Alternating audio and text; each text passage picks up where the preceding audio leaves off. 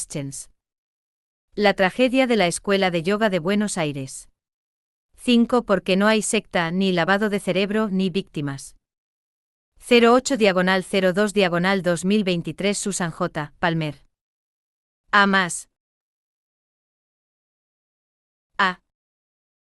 A partir de las entrevistas de las académicas, el caso Eiva aparece como una invención de un único y despiadado antisecta y de los fiscales que imprudentemente le creyeron.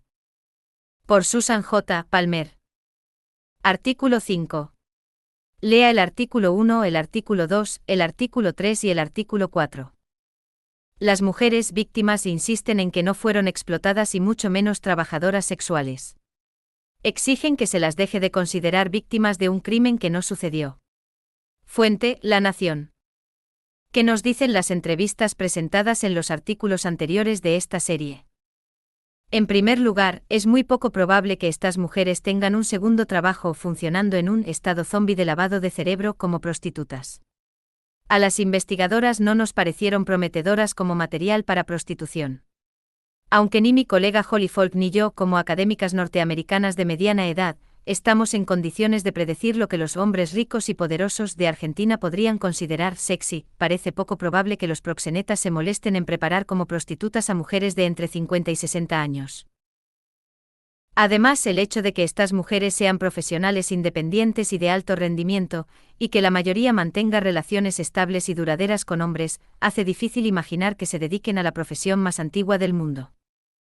Massimo Introvigne enumera los perfiles de las 9 mujeres víctimas: una psicóloga social y cantante profesional de 66 años, una profesora de artes plásticas y pintora de 62 años, una actriz de 57 años, miembro del equipo campeón del mundo de magia escénica en 1997, una profesora de primaria y coach empresarial filosófico de 55 años, una mujer de 50 años que ya fue considerada víctima, y fue sometida a un peritaje en el caso anterior, que Eiva ganó en 2000, que demostró que no era ni víctima ni explotada, una licenciada en Administración de Empresas de 45 años, una agente inmobiliaria de 43 años, una profesional de marketing digital de 41 años, una agente inmobiliaria, diseñadora de macromedia y diseñadora de páginas web de 35 años.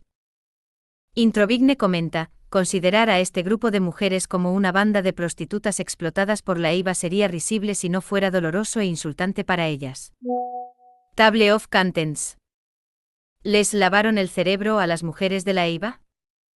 Extraños paralelismos, los conceptos de lavado de cerebro y vulnerabilidad en el derecho argentino y francés. ¿Es la Escuela de Yoga de Buenos Aires una secta? La redada a Eiva como teatro de control del crimen. ¿Les lavaron el cerebro a las mujeres de la Eiva? Las 9 víctimas fueron todas enviadas a Cámara Gesell, una sala equipada para entrevistas de víctimas y delincuentes dirigidas por psicólogos. Las 9 mujeres fueron entrevistadas individualmente mientras el juez, los abogados y los fiscales las observaban a través de un enlace de Zoom. Insistieron con vehemencia en que no eran prostitutas, ni les habían lavado el cerebro, que eran plenamente dueñas de sus vidas, y que nadie las obligaba a nada. Pero tanto el juez Martín Irurzun como el juez Roberto José Boicó afirmaron en el fallo de la Cámara de Apelaciones del 4 de noviembre de 2022 que como las mujeres víctimas habían participado en Eiva durante tanto tiempo, habían internalizado la manipulación y no eran conscientes de que habían sido manipuladas. Después de su entrevista inicial en la Cámara Gesell, y luego de las entrevistas realizadas por la doctora Falk y yo, las 9 mujeres se sometieron a segundos exámenes psicológicos y psiquiátricos forenses. En los informes de los psicólogos y psiquiatras todas aprobaron con particular éxito como normales. Es bien sabido en círculos académicos y legales que la teoría del lavado de cerebro ha sido relegada al reino de la pseudociencia. Los detenidos fueron acusados de asociación ilícita, trata de personas, explotación sexual y lavado de dinero en base a la ya mencionada Ley número 26.842 de Prevención y Sanción de la Trata de Personas y Asistencia a las Víctimas, sancionada el 19 de diciembre de 2012, modificatoria de la ley anterior, Ley número 26.364. Como señala Introvigne, Argentina no penaliza la prostitución, pero sí la conducta de quienes se benefician económicamente de la actividad sexual de otra persona. La Ley 26.842 categoriza a las prostitutas como víctimas, incluso cuando niegan su condición de víctimas. Pero si Protex las identifica y elige protegerlas, quedan atrapadas en esta categoría.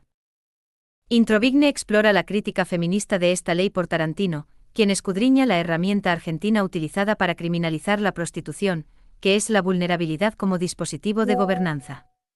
Tarantino argumenta que este dispositivo crea un paradigma de victimización, que niega a ciertos sujetos su agencia política. Introvigne concluye, en otras palabras, una prostituta es por definición vulnerable y víctima. Si ella dice que ha decidido libremente ser prostituta, esto solo prueba que la victimización ha sido especialmente efectiva. Extraños paralelismos, los conceptos de lavado de cerebro y vulnerabilidad en el derecho argentino y francés. Introvigne también señala que el concepto argentino de vulnerabilidad como dispositivo de gobernanza exhibe una sorprendente similitud con el abus de faiblesse, que se traduce precisamente como abuso de vulnerabilidad, que es el delito típico del que se acusa a las sectas en Francia. Parece una encarnación más del lavado de cerebro. En ambos países este concepto fue la base de las nuevas leyes creadas para luchar contra el tráfico de personas y las sectas, al categorizar a los miembros de los nuevos movimientos religiosos como víctimas del lavado de cerebro, manipulación mental en Francia y persuasión coercitiva en Argentina, privándoles así de su agencia política. Es interesante recordar que en la primera aplicación de la ley francesa antisecta About Picard de 2001, cuando Arnaud Moussy, un joven profeta de un pequeño nuevo movimiento religioso llamado Niopare, fue acusado de provocar el suicidio de un compañero, el abogado defensor de Moussy, Fabrice Petit, se opuso a que su cliente fuera utilizado como cobayo, conejillo de Indias, para esta nueva ley que aún no se había puesto a prueba. Advirtió al tribunal, se les pide que sean magistrados psiquiátricos. Ni ustedes ni yo tenemos competencia para juzgar la manipulación mentale. Cuando Moussy habló ante el tribunal, negando ser un gurú o un manipulador, relata la reacción que recibió: cuando hablo y les cuento mi versión de los hechos, incluso el fiscal dice, parece muy directo. La directora de ADFIG, movimiento francés de lucha contra las sectas, dice, ajá. Eso demuestra que es un manipulador. Todos los gurús tienen esta capacidad de parecer sinceros. Así es como manipulan. La misma táctica de argumento circular formó parte del extraño espectáculo en los tribunales, donde un abogado antisectas representó las quejas de los Peralta, dos miembros de Niopare, sin su consentimiento. En el caso del matrimonio Peralta, habían redactado una declaración para el tribunal insistiendo en que no tenían ninguna queja sobre Arnaud Moussy. Pero al igual que las víctimas de EIVA, su declaración fue rechazada alegando que las víctimas de lavado de cerebro no se dan cuenta de que se lo han lavado, que sus negativas son en realidad prueba de que les han lavado el cerebro.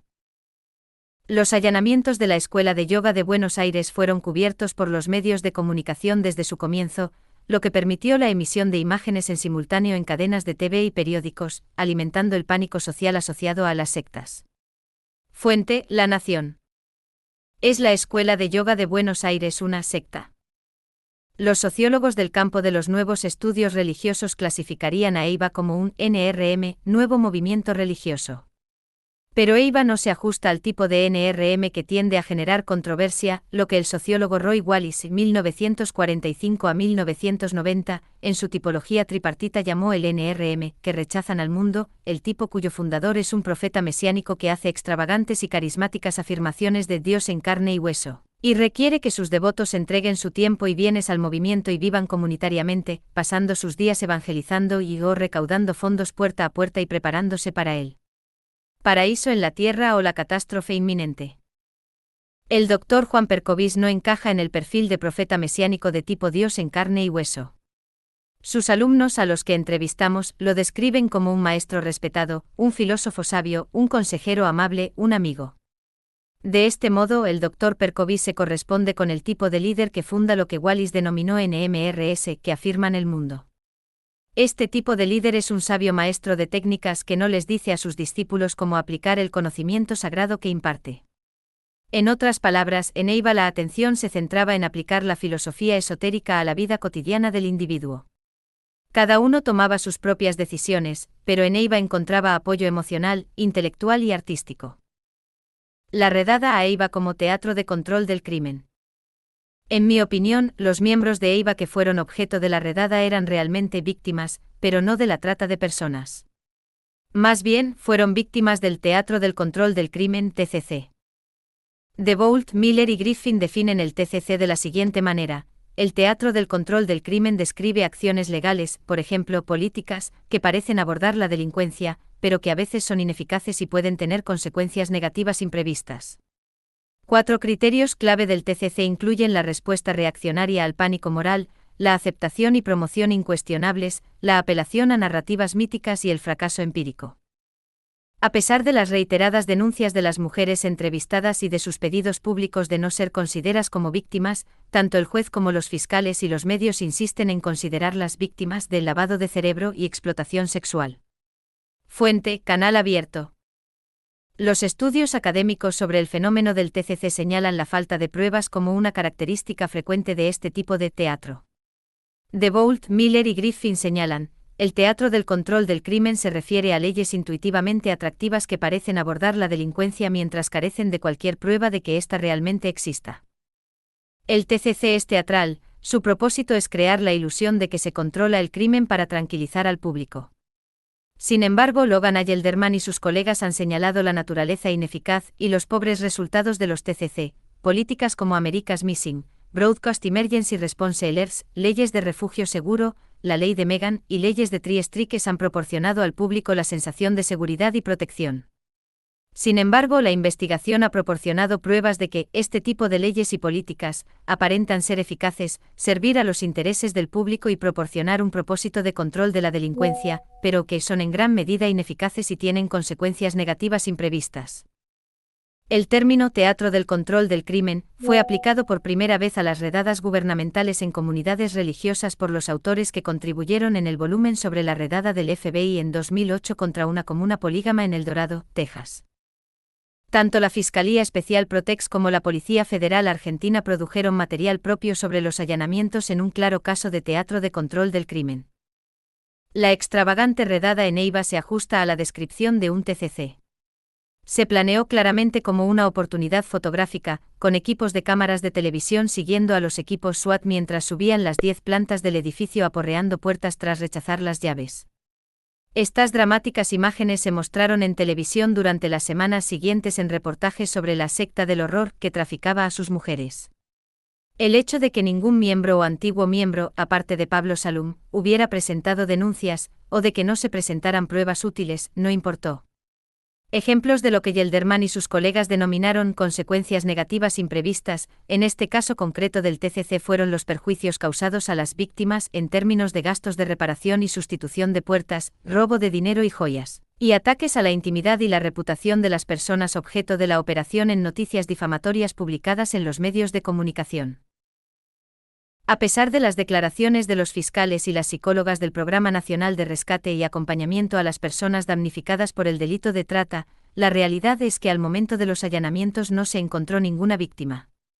Así lo dicta el informe del Programa Nacional de Rescate, 12 de agosto de 2022. Una de las 9 mujeres víctimas, 45, ofreció una perspicaz interpretación de la redada y sus consecuencias. Basta con que una persona tóxica entre en una pequeña comunidad religiosa para que todo el grupo se venga abajo. Nosotros tenemos a Pablo Salum. Nadie de nuestro grupo se quejó nunca ni dijo que era una víctima. Solo hay una persona que dice mentiras. Y Protex necesita esas mentiras. Solo somos un número para su informe anual. Protex afirma: hay 200 víctimas en Neiva, para poder recibir dinero del gobierno. Si realmente les preocupamos las víctimas, ¿por qué nos tratan como animales? ¿Por qué cancelar nuestras visas de Estados Unidos? ¿Por qué destruir nuestros medios de vida? No tienen ninguna prueba de ningún delito, todo son especulaciones, y aún así consiguieron arruinarnos la vida. X. Tagged with Anticult Argentina, Buenos Aires Yoga School.